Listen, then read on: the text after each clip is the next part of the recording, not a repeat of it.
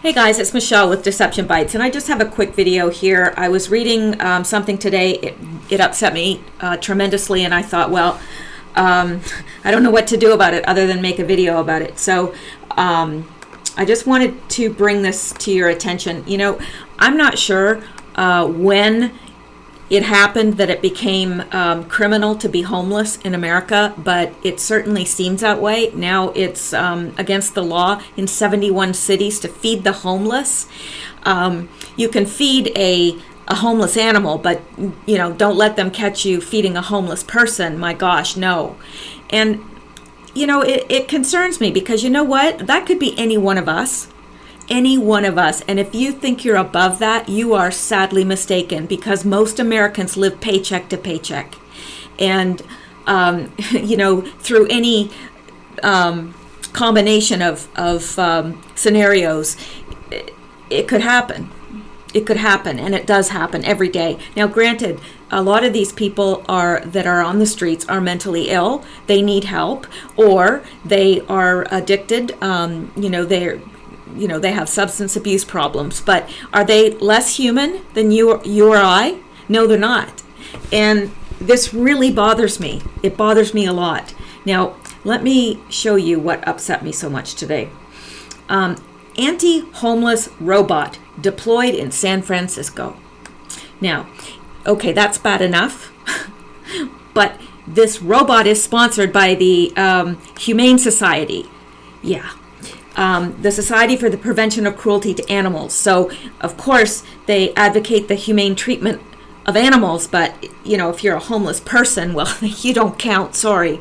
You know, it's okay to feed a homeless animal, but don't let them, you know, don't feed a homeless person. In fact, they'll take you in if you're a homeless animal. But, you know, they've got to discourage the homeless people from putting tents on the streets and so forth.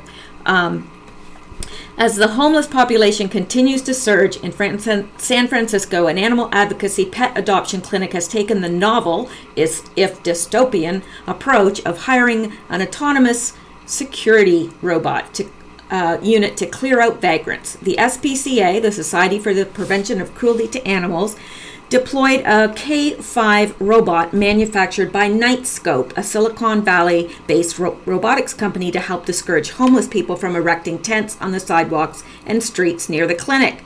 Though it has reduced the number of encampments, the robot has drawn overwhelmingly negative reactions from city residents. Gee, I can't imagine why. Can you? Resembling a Hoovian Dalek, the K5 security robot moves at around 3 miles per hour and is equipped with 4 cameras and an array of laser, thermal sensors, and GPS. It can be rented for $6 an hour as opposed to the $16 an hour a security guard costs. Yeah, and here it is. And look at the cute little animals on it. Oh, I'm sure that makes it seem a little bit less intimidating, doesn't it? I really find this deplorable. I really do. Representatives for the SPCA say homeless encampments were making the area dangerous for staff members. Over the summer, our shelter was broken into twice. The inside was vandalized and property and cash donations were stolen. SPCA spokesman Krista Maloney remarked, furthermore, many staff members and volunteers have filed complaints about damage to cars and harassment they experienced in our parking lot when leaving work after dark. We currently employ security guards, but we have a large campus and they can only be in one area at a time. And why are they so sure it's the homeless that's doing it? Just saying. Bill Santana Lee, CEO of Nightscope, which has 19 clients in 5 U.S. states, also defended the use of the robot, calling it an effective crime deterrent. Okay, well, that's fine if they're using it to, deter crime. That's one thing. You know, if you want to go into high crime areas and put a little robot on the street, that's fine. But using it to deter the homeless, I don't know. I have a big problem with that. I mean, these people need help. They don't need little robots coming after them. I don't know. maybe I have a completely different view of this, but I mean, I understand if you own a store in a city or something and you have homeless sleeping outside your door. I understand that, but I just don't think this is the answer. So anyway, so despite its efficacy, many have criticized the move, calling it draconian and even dystopian, and I would absolutely agree with that. In a tweet, journalist Benjamin Norton opined capitalism, instead of providing homes for homeless people, spend exorbitant sums of money creating robots that will prevent homeless people from making homes for themselves. Right. Sounds reasonable to me. Not. The tension over robots in San Francisco has been growing for several years now, and the city previously passed a bill banning food delivery robots. As of last week, city officials had passed a bill banning the use of security robots altogether. This may be for the best for the robot itself. Within 1 week of its deployment, the SPCA reported attacks on the robot, saying people had put a tarp over it, knocked it over, put barbecue sauce on all its sensors. I'm sorry, but I find that humorous. One resident also reported seeing the K5 with feces smeared on it. What do they expect? Seriously.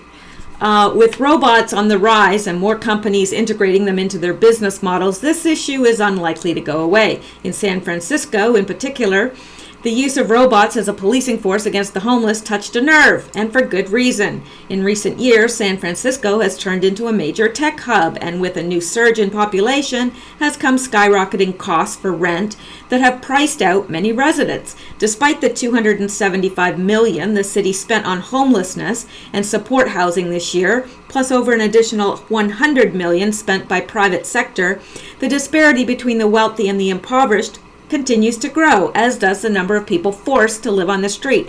Forced to live on the street.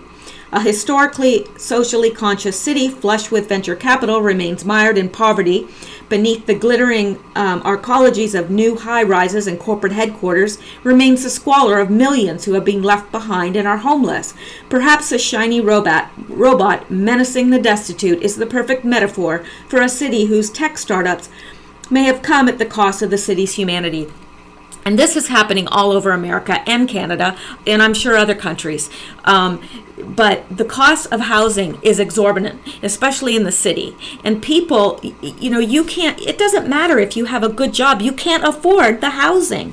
And people that may not have the education or the training to get good jobs, what do? They can't afford housing. So this is a huge problem. But this isn't even the thing that's concerning me the most, because the other thing that I have been reading more and more and more about, and I had a hard time believing that it was happening. So I kept asking different people in different parts of the country, are you noticing that there's less homeless around? And they all say yes. Yeah, we don't know where. Yeah, I don't know. They were here, then they're gone. Where are they going? Now, I'm not an alarmist, so I try to look for every conceivable, way of explaining it that I can. But if you have people in different places throughout the country, ask them. If you have people that live in large cities, ask them, are you seeing the amount of homeless that you used to see? Is it suddenly dawn on you that, gee, I used to walk down this street and there was people homeless lying on cardboard boxes and so forth, and they're not here anymore? Where did they go? Where?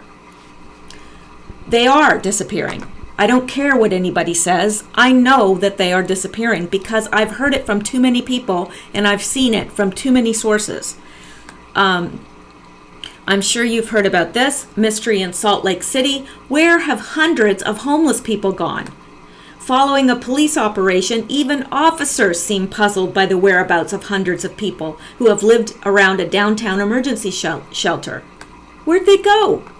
The streets around Salt Lake City's downtown emergency shelter have long been home to hundreds of homeless people. In recent weeks, though, nearly all seem to have vanished following a police operation. Local residents are mystified as to where they've gone. The Salt Lake City Police Chief, Mike Brown, said that he had visited parks in Jordan River, which threads its way to the Great Salt Lake and has homeless camps dotted along its banks, but he hasn't seen an influx from downtown. Sergeant Brandon Shear has been up in a police helicopter looking for camps and seemed equally perplexed when asked where the people had gone. "I don't know," he said. "That's a good question."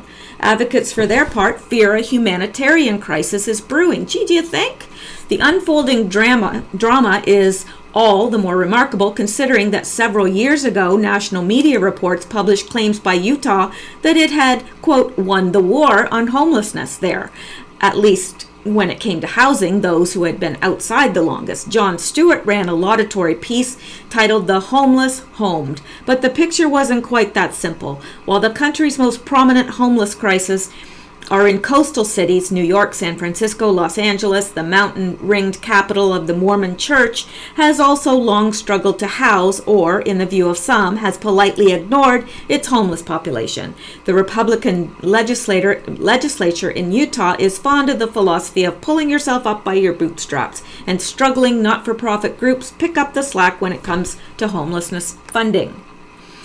Rather than ending homelessness, the city, in fact, housed a subset of its homeless residents, an important step, but only an intermediary one in its alleviation efforts. Since then, as rents have risen and the minimum wage has remained stagnant, more and more families have found themselves on the street. A count last year found about 2,200 people in the region in total on any one night. In recent months, Salt Lake City has been convulsed by the situation around the downtown shelter called the Road Home, located in a one-time warehouse district now host to high-end condos and shops. Even though officials say most of those living there are blameless, forced there by economic circumstances, mental health issues, or opioid addiction, the area has been prone to violence. Police shot a teenager wielding a metal broomstick handle last year, and there were 3 unrelated killings in July and early August, one involving an unprovoked attack on a homeless man with a paving stone. As a result, in mid-August, Utah flooded the area with law enforcement officers as part of a 2-year, $67 million public safety operation. "You throw 150 cops in there, it's going to ruin the party," Brown, the police chief, said dryly. Oh, isn't that just... yeah. Anyway, cue the abrupt dispersal of many of the downtown homeless residents to parts unknown. More than 1,200 people have been arrested, over half on drug charges, according to police, but 900 were later released to the streets. Officials leading the operation pledged to provide help for homeless residents in the form of treatment, housing, and jobs. But in the weeks after the launch, municipal and state officials could only line up 37 treatment beds. One theory holds that the former inhabitants of the area left the state. Another, that they somehow found homes. Yes, I'm sure all of the homeless there, I'm sure overnight they found homes. That's completely, ludicrous. Yet another that they dispersed into various neighborhoods. "It's not doing what they want," said Brema Jones, a homeless woman sitting with her 71-year-old mother, 2 friends at the edge of Pioneer Park, 2 blocks from the shelter, as wind whipped the branches beneath the darkening sky. "It's not helping druggies, not getting them into rehab. Everyone is spreading out. Homeless people leaving a major jail have been reported as far afield as the airport and empty fields on the west side of the city. The rhetoric from the mayor and policy officers was, 'We're trying to help,'" said a West Side activist, Michael Clara. "Well, you should help them downtown. Don't scatter them and then try to help." An outreach worker with Volunteers of America, Ethan Sellers, who is based at the main downtown library, said he had struggled to address the fears of those with schizophrenia. "You're trying to help them understand they're not under attack." Advocates and community activists are anxious about the months to come. Few of the people arrested and then released have returned to the Road Home shelter, and the freezing winter weather is approaching. Now, I've read this from other sources as well, and other sources make it seem like these people disappeared. I mean, they disappeared. It's not just that they went to other areas and, they're camping out there. They're gone. Where are they? So there's something going on here. Now, here's another article. If it will come up. Okay. Now, I don't know. This sounds very alarmist and sounds way out there. But you look at some of the things that have actually happened, even in the last 50 years, and it doesn't seem that outrageous. But I have heard this and seen this time after time after time. These reports of white vans taking people away, and they're never seen from again. And it's homeless. Where are they going? ANP received a reader email about white vans taking homeless people away in Oklahoma, never to be seen again, with the reader asking if this was happening in other communities. Sadly, after researching this, the answer is yes, and it is an alarming trend indicating that the homeless that are disappearing may just be the beginning of a systematic purge as part of the depopulation agenda. What better segment of the population to start with than those with no family, no one to report them missing, no one other than other homeless to even notice this disturbing trend? And if you're homeless and you go to the police and you say, well, my homeless friend is missing, what do you think they're going to do? Nothing, of course. We'll start with the email, then provide the information uncovered while researching this issue. I live in a suburb of Tulsa, Oklahoma, and I've noticed an alarming trend. Our homeless are disappearing. I was out early a few days ago when I noticed unusual white vans around town. These vans had no windows, markings, or license numbers on vehicles, all driven by muscly 30-somethings, all with like passengers. Then I noticed a shopping cart abandoned on the major street through town. Homeless people rely on those carts for survival and do not just walk away from them. That shopping cart remained there for more than a week. Where are the others who would have taken those cans? My mother, who lives in Tulsa, also said she noticed the homeless disappearing. She helps them by providing odd jobs, so she was concerned for their welfare. After about 2 weeks, she found one of the men who helps her and asked him about the homeless disappearing. He told her that the county offered a program that would allow them to take care of warrants at no additional penalty. He said they sent vans around and picked them up. Seeing how our county jail is bursting at the seams, she asked where they were taking them. He said to a shelter on Apache, north of town. He said this facility could hold 200 people. Seems kind of fishy to me. Even though this man is homeless, he was once a preacher and has his wits about him. I believe he's telling the facts. He is worried about his friends, and so am I. None of them have returned, so we are not sure of their fate as of yet. I will try to send pics of the white vans. I was wondering if this was happening in any other communities. My first search was for shelters in Tulsa, specifically looking for any on an Apache Street Road, Avenue, or Drive, and found that Tulsa Urban League on East Apache Street, Tulsa, Oklahoma. Upon calling the Tulsa Urban League, ANP was told that they offer GED programs and work programs, but they do not house the homeless. Furthermore, according to ShelterListings.org, the Tulsa Urban League is a HUD housing-approved housing assistance agency. They offer a variety of assistant programs, but not actual housing for the homeless. Many have seen reports over the last few years about states criminalizing being homeless, other reports making it illegal to feed the homeless, and even more disturbing reports on homeless being forcefully taken to facilities, drugged, and being placed under armed guard. Again, many of those reported by ANP back in August 2014 have never been seen again. Via that August 2014 article, call them whatever you like. For the purpose of this article, they will be referred to as FEMA camps. And, excuse me. And there are reports surfacing that homeless people around the country are simply disappearing. Yet we know from previous reports that some cities and states have criminalized being homeless and made preparations to forcibly take them off the streets with a choice, jail or FEMA camps. But wait, officials are not allowed to call them FEMA camps, according to a recent report. We will approach them on the street asking if they need or want help, usually offering food to get their direct attention. If they come into the office, it makes our jobs twice as efficient, said the supervisor. In most cases, a decision is already made for them unless they become combative or belligerent, in which case we send them in for a 72-hour psych evaluation and then transfer them while under sedation or heavy medication to the facility. According to a paper published in June 2015 by the American Enterprise Institute, the official numbers showing that the number of homeless individuals sleeping on the streets declined rapidly is misleading due to drastic changes in street counts in particular communities account for the majority of the national reduction, suggesting that miscounting may be playing a major role.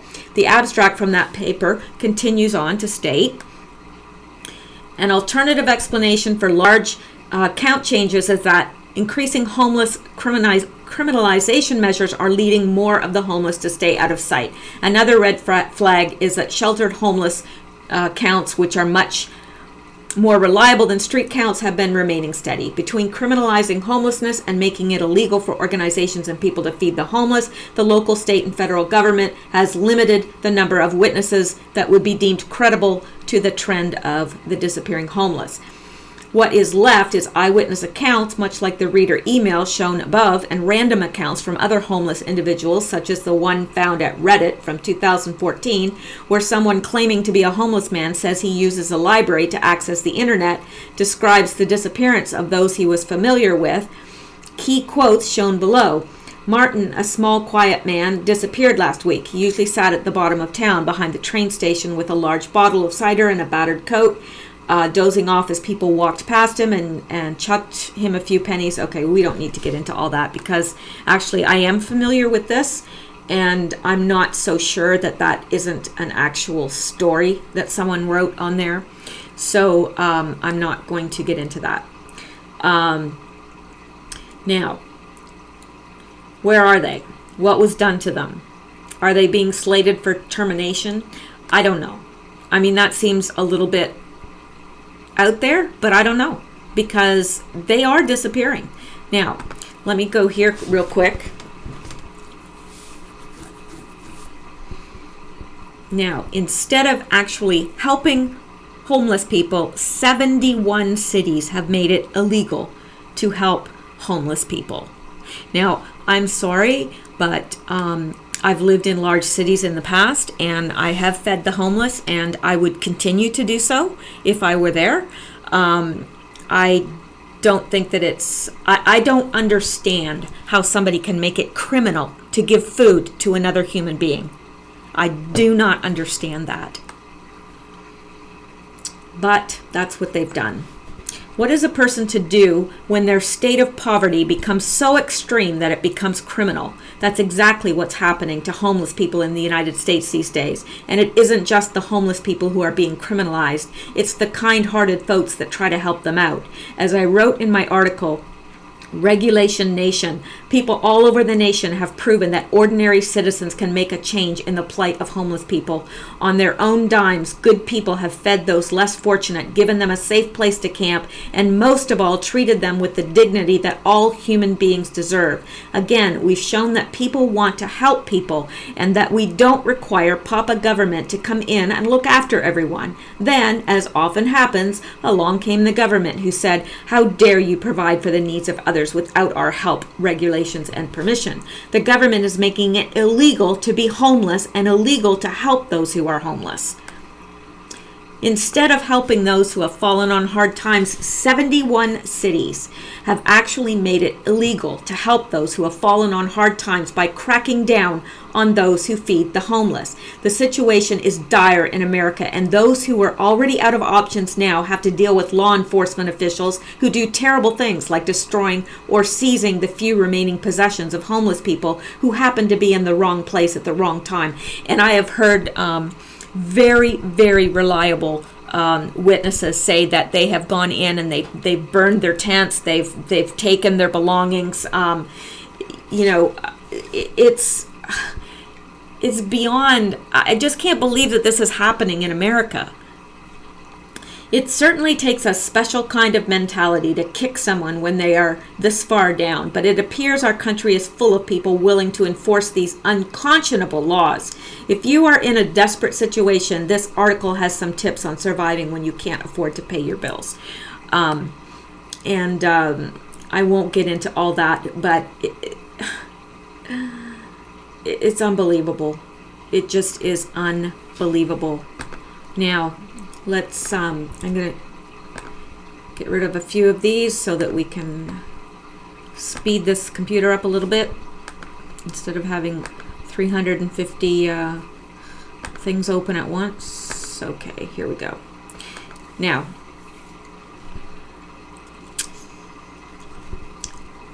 here's another. On Monday, all the homeless beneath the US 59 underpass in Midtown disappeared. This is in Houston. Don't know, where'd they go? Now, if you read through this, they're suggesting that, well, some of these people may have just been at the underpass for drugs or whatever, you know. They probably weren't homeless.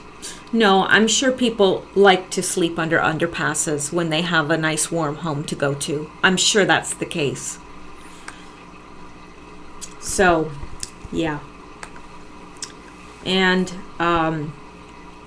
popular talk show host claims homeless people are being murdered for their organs.